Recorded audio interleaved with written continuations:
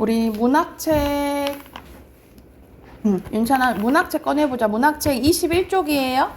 21쪽. 자, 21쪽 보면은 운율에 대해서 나와 있거든요. 우리 시의 3요소 중에 하나죠. 자, 시의 3요소는 주제, 심상, 운율이라 그랬어. 주제, 운율, 심상 중에 운율에 대해서 나옵니다. 자, 운율의 뜻이에요. 시에서 행을 이루는 단어의 별과 발음에 의해서 느껴지는 말의 가락을 운율이라고 하는데, 심장이 뛰는 소리나 발걸음 소리, 시계 소리 등 어떤 소리의 요소가 일정한 주기로 규칙적인, 자, 빈칸 채우세요. 반복성이에요. 반복성을 보여주는 것을 우리 리듬이라고 합니다. 자, 시에서도 이런 반복성과 규칙성이 나타나는데, 이러한 음악적 특징을 특히 뭐라고 한다는 거야? 운율이라고 한다는 거예요. 시에서 운율이 성립하려면 뭐가 있어야 되냐면 규칙성, 반복성, 의도성, 음악성이라는 조건이 충족돼야 됩니다. 그래서 운율의 운은 뭘 얘기하냐면 소리의 일정한 요소가 일정한 위치에서 규칙적으로 반복되는 운율을 특히 운이라고 하는데, 우리가 일정한 위치에서 반복돼서 느껴지는 운율을 뭐라고 하냐면 음이율이라고 해요. 이거에 대한 설명이 좀 밑에도 나와 있거든요. 자, 여기 음이율 보이지, 그치? 음이율은 특정 위치에서 일정하게 같거나 비슷한 음이 배치되어 형성된 운율을 얘기하거든요. 그래서 특히 첫 번째 글자가 반복되면 두운이라고 하고요. 가운데 글자가 반복되면 요운이라고 하고요. 끝 글자가 반복되면 가군이라고 해요. 특히 가군이 많이 나오거든요. 끝 글자를 반복하는 경우가 되게 많아. 우리 랩에서도 라인 맞춘다 하잖아요. 뭐뭐 했고 그랬고 막 이런 식으로 라인 맞추잖아. 이래서 우리 시에서도 특히 가군이 좀 많이 나온다라고 보시면 돼요. 다시 한번, 특정 위치에서 단어가 반복됐을 때 느껴지는 운율을 뭘 한다고? 음이율이라고 하고, 그걸 나타내는 게 운율에서 운이고요.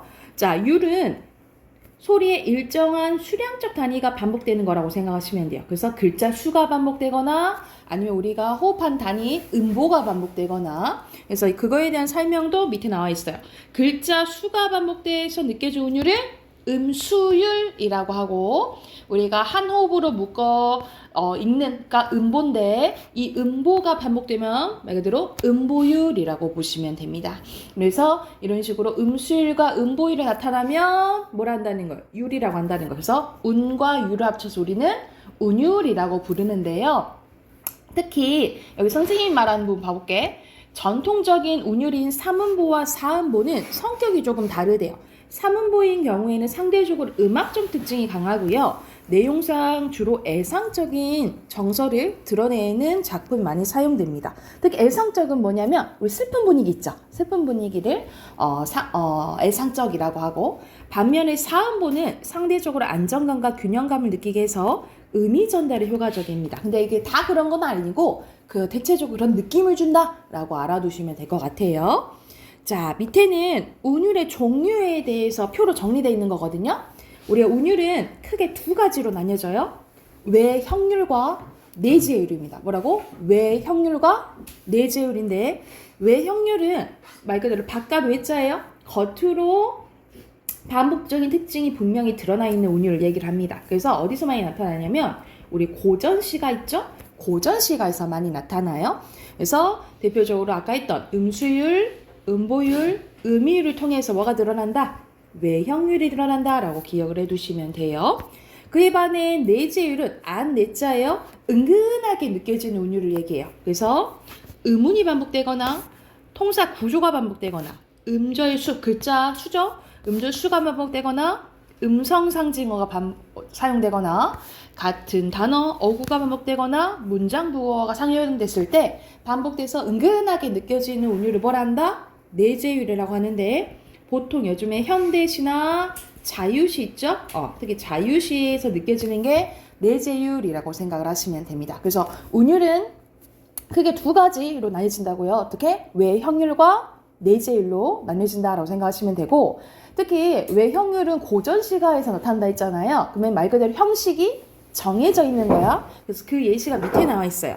우리 시조 형식은 다 외웠잖아요. 그치? 3장 6호 45자 내외였죠. 그쵸?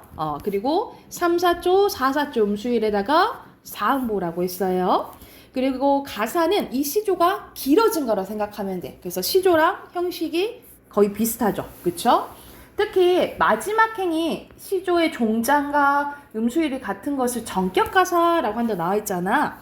이 전격가사는 뭐라고 생각하시면 되냐면 우리가 가사는 엄청 긴 거거든요. 근데 맨 마지막 줄이 세 글자, 다섯 글자, 네 글자, 세 글자 3543이 오면 전격가사라고 하고요.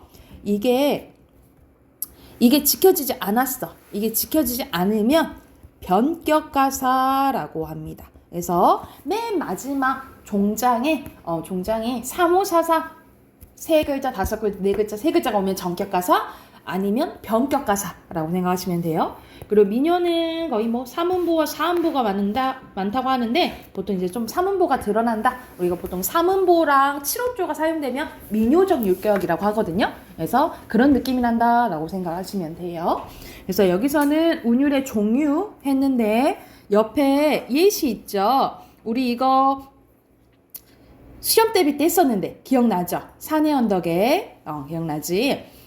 기억 안 나는 거 아니지? 기억나죠? 너는 시험 범위 빠졌지, 그치?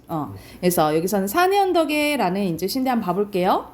그리운 그의 얼굴 다시 찾을 수 없어도 화사한 그의 꽃 산의 언덕에 피어날지어이 뭐뭐 할지어이는 마땅히 뭐뭐 하게. 그래서 일어난다, 피어난다, 반드시 일어난다 라는 걸 강조하는 어미라고 보시면 돼요.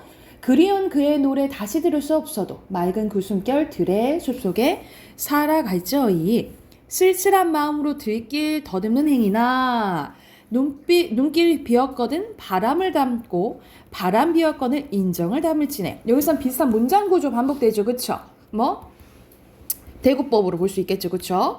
그리운 그의 모습 다시 찾을 수 없어도. 근데 여기선 표시가 안 돼 있는데 똑같이 반복돼요. 위에랑 똑같이. 그리운 그의 모습 다시 찾을 수 없어도 울고 간 그의 영혼 들의 언덕에 피어날지어이 하면서 여기서는 1연, 2연, 4연이 거의 비슷한 문장 구조로 반복이 되네요. 그쵸? 그래서 밑에 빈칸 그리운 그의 다시 뭐뭐 썼어도 뭐뭐에 뭐뭐할지어이 비었거든 담을지네 같은 유사한 빈칸 통사예요. 통사 구조가 반복하여 운율감을 형성하고 있어요.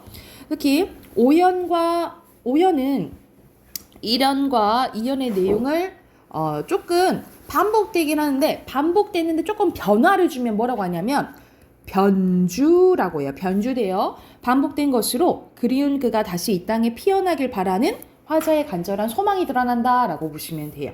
그래서 주제는 뭐? 그리운 사람의 소망, 실현, 염원이라고 보시면 됩니다. 자, 뒤로 넘겨볼까요?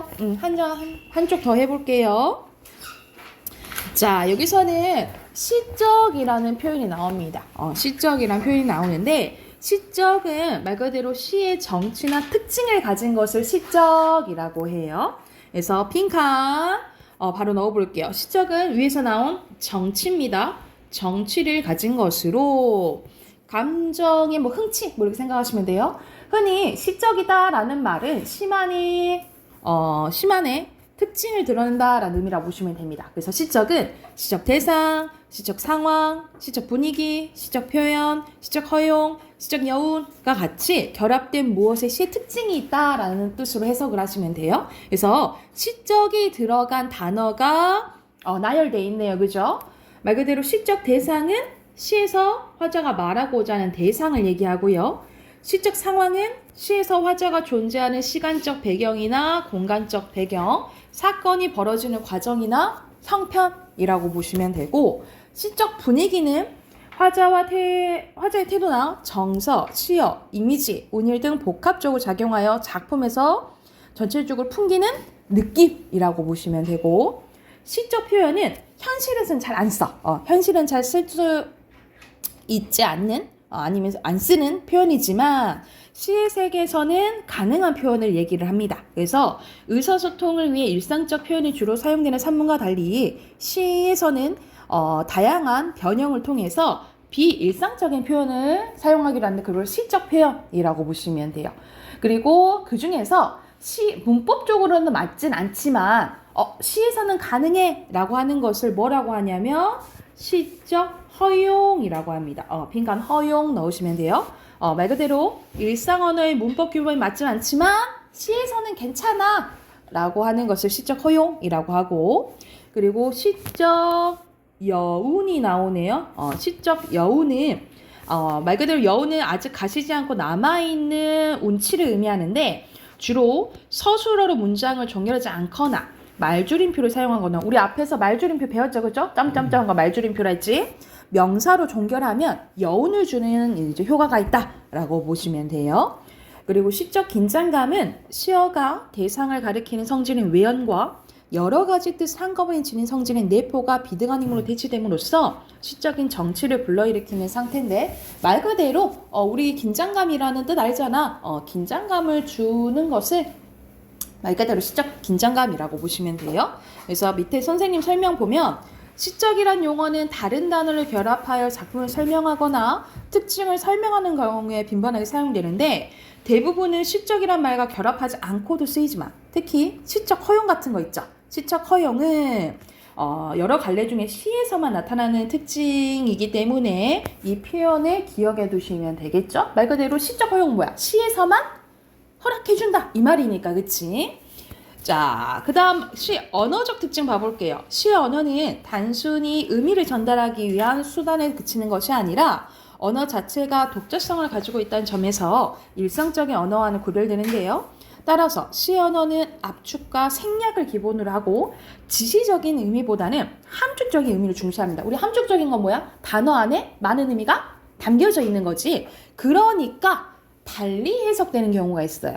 그래서 빈칸 다의적이에요. 그러니까 많은 것으로 해석된다 이 말이에요. 다의적으로 해석되고요. 그 결과 애매성을 띈다라는 거죠. 그러니까 중의적으로 해석되는 경우가 많다는 거지. 그래서 시에서 애매성을 하나의 언어로 두 가지 의미를 가져 나타낼 수 있는 경제적인 표현으로 보기 때문에 효과적인 표현으로 보기도 한다라는 거 알아두시면 될 것 같아요. 그래서 다의적, 애매성 기억하시면 되겠죠.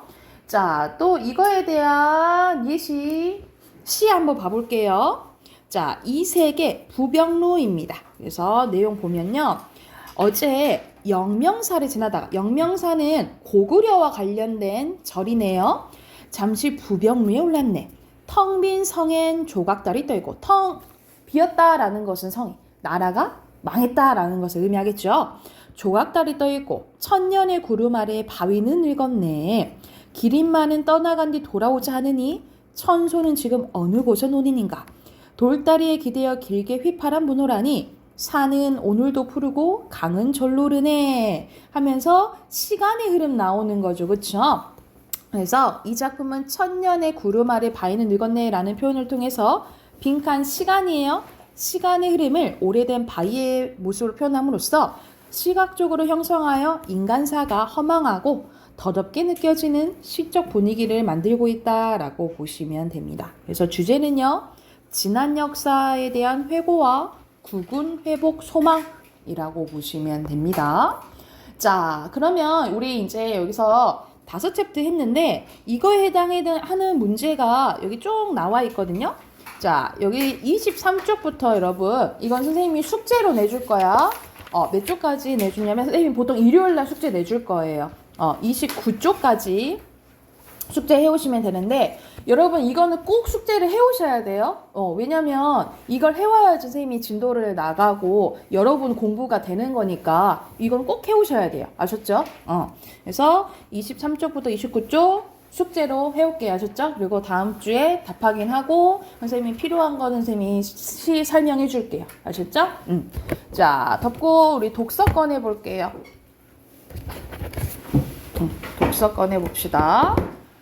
독서 26쪽입니다. 26쪽.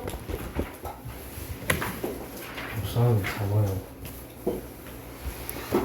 자, 26쪽 봐볼게요. 우리 어제는 뭐에 대해서 했냐면 접속어에 대해서 했고 오늘 할 부분은 지시어와 기능어에 관련된 거네요. 한번 봐볼게.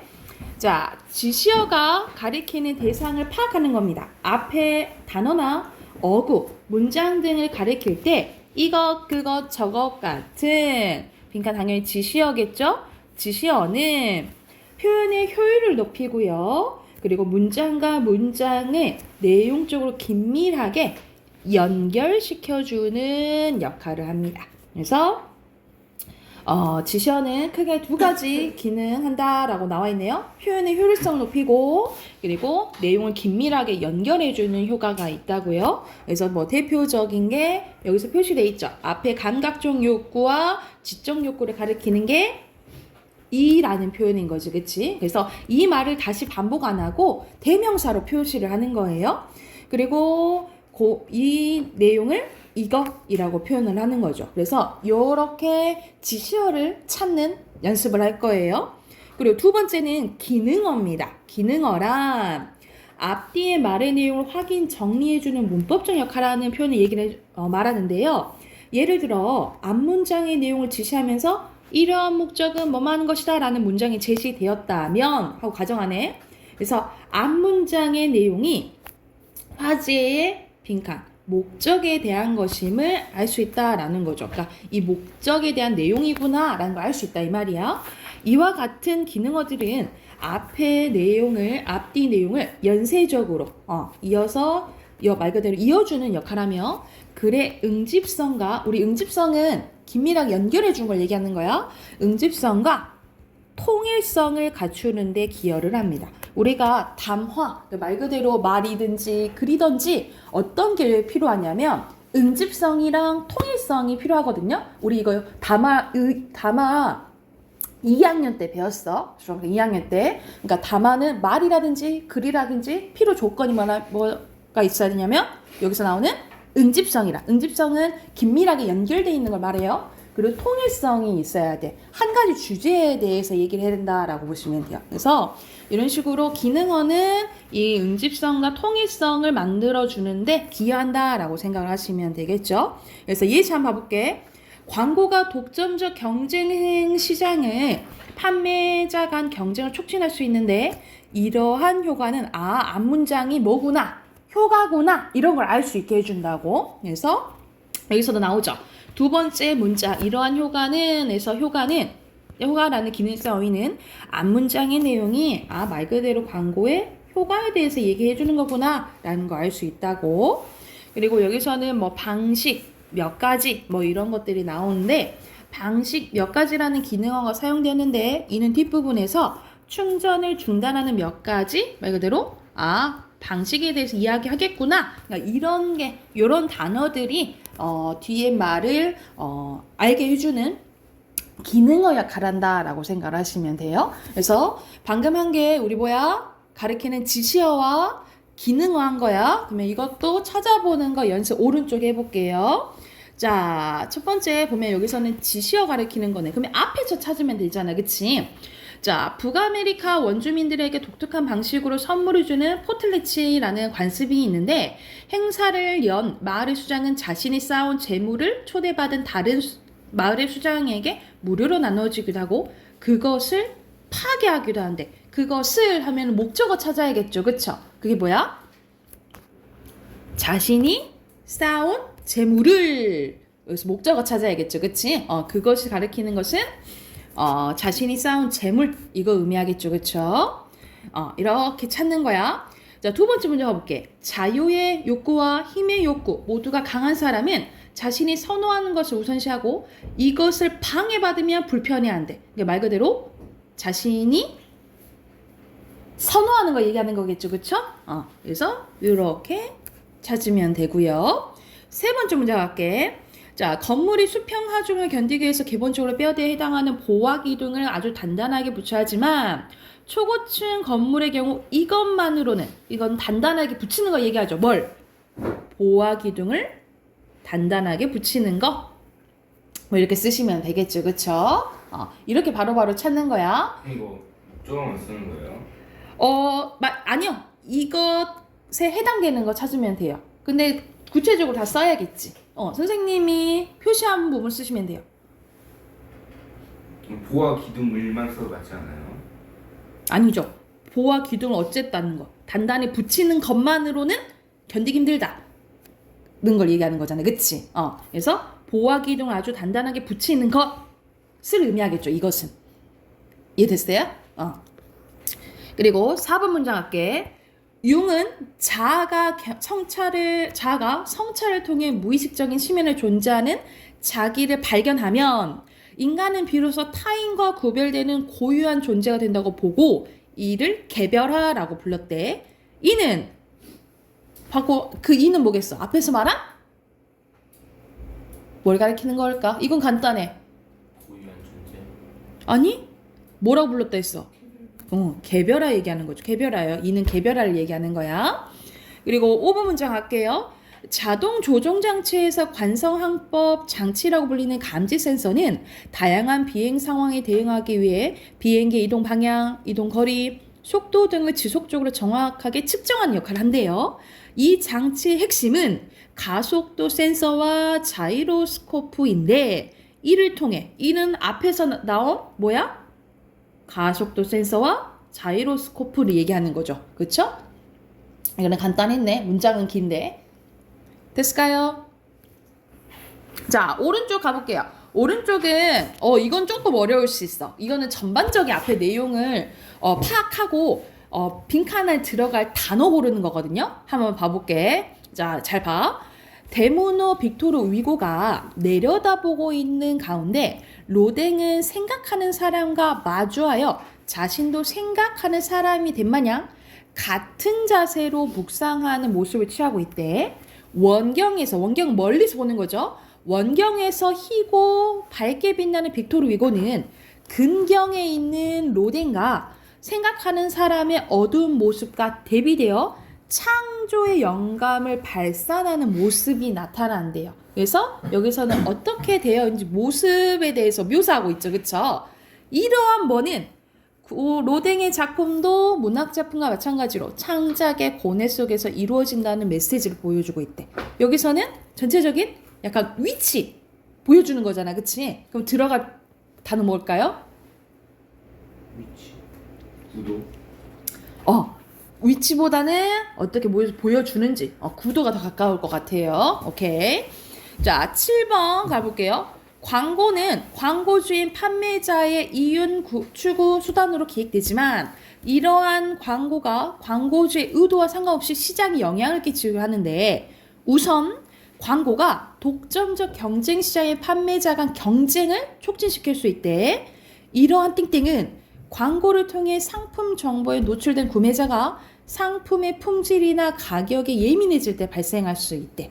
그러면 여기서는 광고가 이러한 경쟁을 촉진할 수도 있다라는 거잖아. 그치? 그러면 이거는 효과. 그렇지. 효과겠죠. 자, 8번 갈게요. 명암비는 휘도를 측정하는 뭐뭐에 따라 암실 명암비와 명실 명암비로 구분되는데 이렇게 봤을 때 모르겠어. 뒤에 내용까지 봐야 될 것 같아요. 암실 명암비는 햇빛과 같은 외부 강 없이 오로지 화면에 나오는 빛만으로 인식할 수 있는 조건에서 명암비를, 명실 명암비는 외부 강이 존재하는 조건에서 명암비를 의미한대요. 그러면 이거는 뭐에 따라 나눈 거야? 환경. 그렇지. 환경에 따라 나눈 거죠. 잘했어. 자, 그리고 9번 봐볼게요. 골전도 이어폰은 일반적인 이어폰과 달리 귀를 막지 않고 사용하기 때문에 다양한 뭐가 있는데 우선 귀 내부가 습해지는 것을 방지할 수 있고 고막을 직접 자극하지 않는데 이거는 거의 좋은 점 같아요. 그렇죠? 또 야외 활동 시 착용해도 주변 소리를 들을 수 있어 위험상에 잘 대처할 수 있대. 이거는 좋은 점이니까 장점이겠죠. 이런 식으로 하는 거야. 뒤에도 비슷한 문제 나오겠죠? 넘겨서 28쪽, 29쪽 문제 풀게요. 이거 답하긴 해봅시다. 네, 갔다 오세요.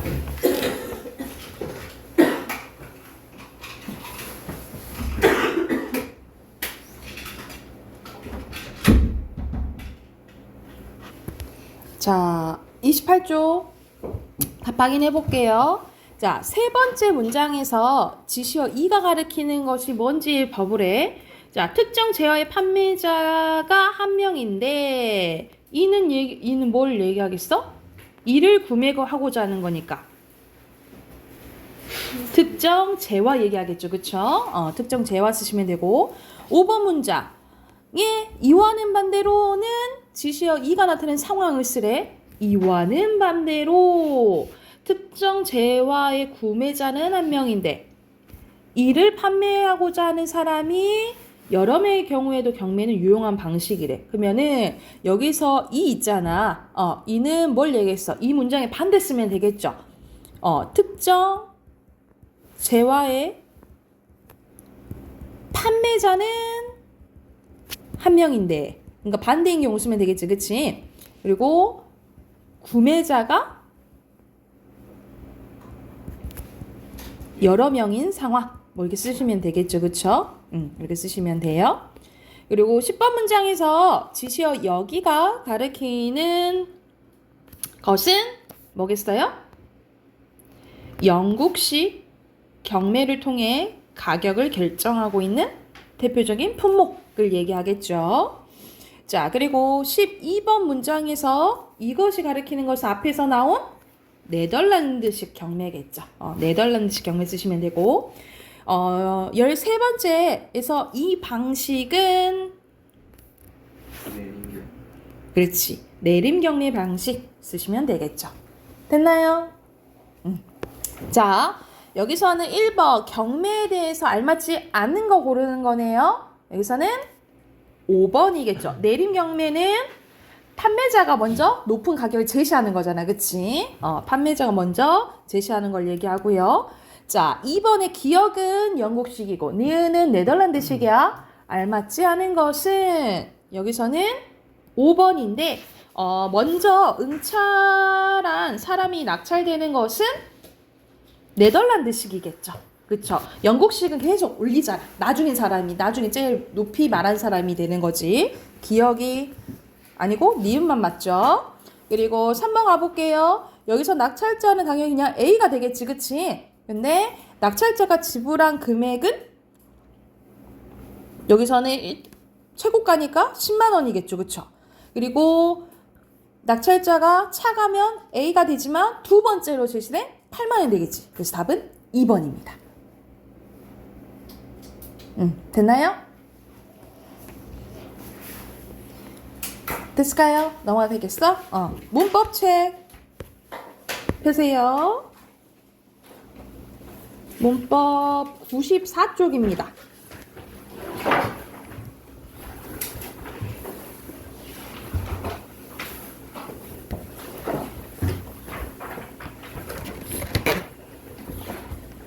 책이 없어요. 채점 어디부터 해야 되죠? 여기부터 해야 되죠? 잠깐만. 선생님이 여러분 90쪽부터 한번 같이 한번 봐봅시다. 자, 90쪽 1번에 알맞지 않은 것은 3번이거든요. 여러분 봐봐. 나의 B 봐봐요. 나는 4시 30분에 출발하는 이 첫차 꾸며주는 거지. 그치? 그러면 부사 역할을 하는 게 아니라 뭐예요? 관형어 역할을 하는 거죠. 그쵸? 그래서 1번에 3번이고요. 자, 2번에 이건 너무 쉽다. 조건이면 뭐뭐하? 면이잖아. 그치? 1번이고요. 자, 3번에 알맞지 않은 것은 4번인데 여러분 봐봐. 자, 단풍잎이 흔들린다. 바람이 불면 이렇게 문장 구조만 보고 아는 문장이다. 이렇게 하면 안 돼. 여기서는 어순만 바뀐 거예요. 그치? 그래서 여기서는 이거는 종속적으로 이어진 문장이라고 보시면 돼요. 그래서 4번입니다. 됐나요? 그래서 여기 면이란 종결음이 보이잖아. 종결음이 난다. 종속적 그 연결음이 보이잖아. 그래서 여기서는 문장 구조 말고 이렇게 의미 또 보셔야 돼요. 아셨죠? 그리고 4번 갈게요. 4번에 알맞지 않은 것은 여러분 봐봐. 주어 서술어야. 그러면 서술절이야. 주어 서술어야. 이것도 서술절 아는 문장이야.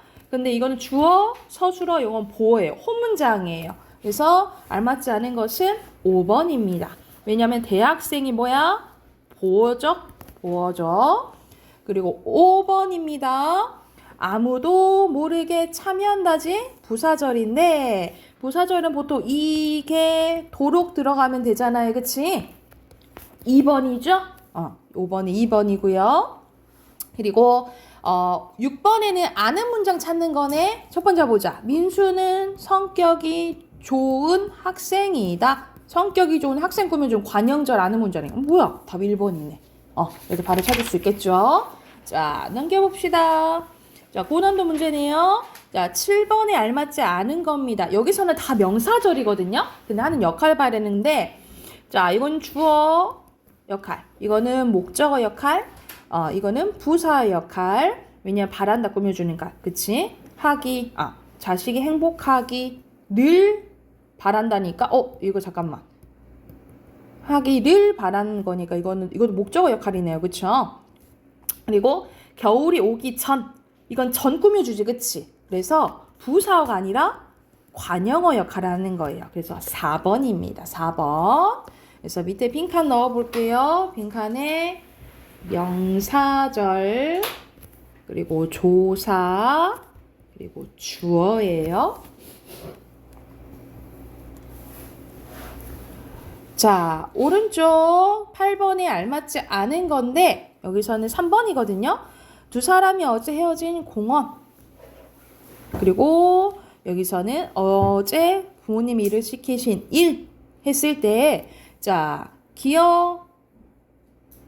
기억은 주어, 니은은 목적어, 디귿은 부사 역할하냐 이 말이거든요. 근데 이거는 주어 역할하지? 이거는 목적어지만, 그치? 이것 때문에 첫 번째 문장 때문에 틀렸네요. 첫 번째 문장은 주어 역할하는 거예요.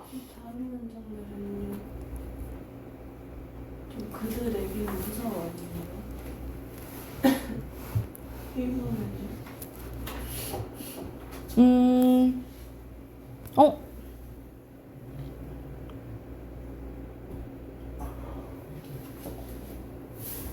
그렇네.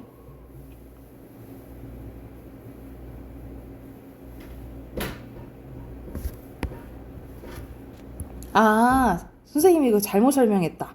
봐봐. 여러분 이거 예시 봐봐. 어제 책만 읽은 동생에게 오늘 쉬라고 했대. 그러니까 동생이 어제 책만 읽었다 이거잖아요. 안긴 문장에서 어떤 역할을 하는지 얘기하는 거다. 안긴 문장에서. 그러면 봐봐. 그들은 어제 결혼했다. 그럼 주어 맞죠? 이해됐어요? 그리고 친구는 누나를 닮았다. 그럼 주어 맞죠? 그치? 그러면 이거 선생님 설명 잘못했다. 선생님 설명 잘못했다.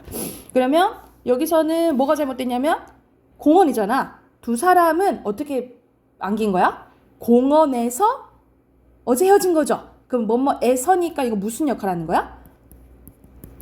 부사 역할 하는 거네. 그치? 그럼 기억이 아니고 잘못 설명했다. 디귿에 해당되는 거죠. 그쵸? 그리고 나는 어제 부모님이 일을 시키셨다. 이거는 목적어 맞네. 그치? 이건 목적어 맞네. 근데 요거는 부사 역할 하는 거네. 이해됐어요? 이렇게 푸는 문제였네. 선생님 잘못 설명했어.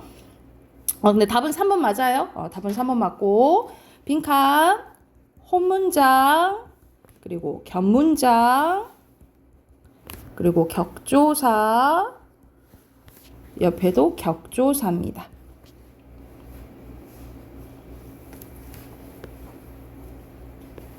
자, 오른쪽 복합 문제 빈칸 먼저 넣을게요. 자릿수,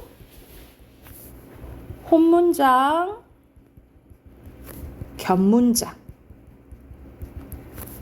이어진, 아는, 대등, 종속적, 안긴 문장, 아는 문장, 그리고 인용절이에요.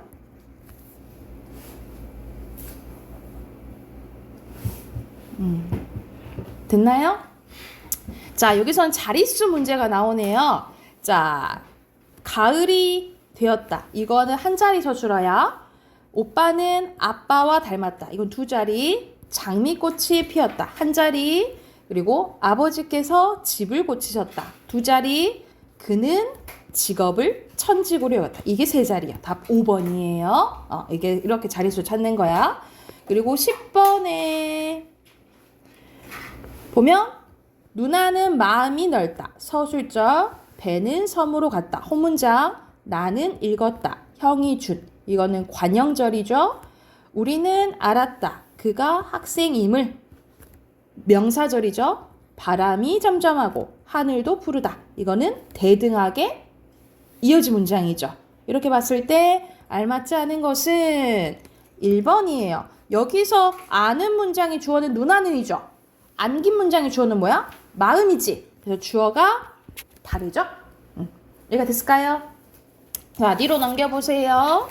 자, 뒤로 넘기면 이제 문장 표현하는데 이 문장 표현은 여러분 1학년 때, 고등학교 1학년 때 시험법에는 이제 나올 거예요. 이 부분 이제 아셔야 되는데 이걸 이제 시작하기에 앞서 뭐에 대해서 알아야 되냐면 어미에 대해서 알아야 됩니다. 여러분 어미가 뭐야? 어간 뒤에. 그렇죠. 어간 뒤에서 막 바뀌는 부분을 어미라고 하죠. 그렇죠? 여러분 근데 이 어미가 어떻게 나는지 이제 머릿속에 있어야 돼. 어미는 크게 두 가지로 나뉘어지거든요. 말어미와 그리고 선어말어미 이렇게 나뉘어져요. 어말어미는 말 그대로 문장의 끝에 오는 어미를 어말어미라고 하고요. 이 어말어미 앞에서 쓰이는 어미를 선어말어미라고 해요. 예를 들어서 피었다라는 말이 있으면 요게 간이고요. 이게 선어말어미. 그럼 이건 뭐라고 했어? 이게 어말어미라고 보시면 돼요. 이해됐나요? 근데 이 어말어미가 또 세 가지로 나뉘어져요. 어떻게 이제 나뉘어지냐? 종결어미, 연결어미, 그리고 전성어미로 나뉘어집니다. 그래서 오늘 할 부분이 이제 이 종결어미예요. 말 그대로 문장을 끝내주는 어미를 종결어미라고 하고요. 연결어미는 우리 방금 했던 이어진 문장에서 배웠어. 그치? 그래서 종류가 여기서 세 가지로 나뉘어지는데 대등적 연결어미, 종속적 연결어미, 그리고 보조적 연결어미가 있어요. 보조적 연결어미는 본용어과 보조용어 연결해주는 어미를 이제 보조적 연결어미를 하거든요. 그래서 이렇게 세 가지가 있다라고 생각하시면 되고 전성어미에도 세 가지가 있어요. 우리 아는 문장에서 한 게 전성어미죠. 그쵸? 그래서 기 이런 거를 뭐라고 부른다 했어? 기. 그렇지. 명사를 만들어주는 명사형 전성어미. 그 또 뭐 있어? 관형. 그렇지. 관형사형 전성어미. 하나 더. 부사형 전성어미. 그렇지. 그래서 이렇게 있다라고 생각을 하시면 되고요. 선어말어미는 좀 더 있긴 한데 두 가지 크게 생각하시면 될 것 같아요. 높임을 나타내는 선어말어미가 있고 그리고 시간, 시제를 표현하는 선어말어미가 있어요. 그래서 높임을 나타내는 것은 주체 높임, 이렇게 주체 높임, 선어말어미, 시가 있다라고 보시면 되고요. 시. 그리고 시제에는 과거, 현재, 미래가 있는데 과거에는 보통 엇이 있고 현재는 는, 먹는다 뭐 이런 식으로 는, 미래는 get 뭐 이렇게 대충 알아두시면 될 것 같아요. 그래서 크게 다시 어미는 어떻게 나뉘어진다? 어말어미와 선어말어미 나뉘어진다라고 보시면 되고 어말어미는 크게 어떻게 나뉘어져? 종결어미, 연결어미, 전성어미로 나뉘어진다라고 생각을 하시면 돼요. 그리고 선어말어미는 높임을 나타내는 거, 그리고 시간을 나타내는 거 이렇게 있다라고 생각하시면 됩니다. 그래서 이 종결어미 있죠. 이 종결어미에 따라서 이 문장의 종류가 달라진다라고 보시면 돼요. 그래서 우리 이제 이건 다음 시간에 할 건데 뭐뭐 하니 하면은 물어보는 거잖아, 그치? 그걸 의문형 종결어미라고 불러요. 그리고 뭐뭐 한 우리 보통 문장이 뭐뭐 한다로 끝나지, 그치? 이걸 평서문이라고 하는데 이걸 부를 때는 평서형 종결어미 이렇게 부른다라고 생각하시면 됩니다. 이해됐을까요? 그래서 이 어미 표가 머릿속에 있으셔야 돼요. 아셨죠? 오늘은 여기까지 하고 여러분 숙제는 혹시 틀린 단어 있으신 분은 틀린 단어 써오시고 그리고 뭐 있어? 우리 문학 숙제 있죠? 문학 숙제 해오시고 단어는 4강 외우시면 됩니다. 아셨죠? 이거 여러분 문학 숙제 꼭 해오셔야 돼요. 여기까지 할게요. 진짜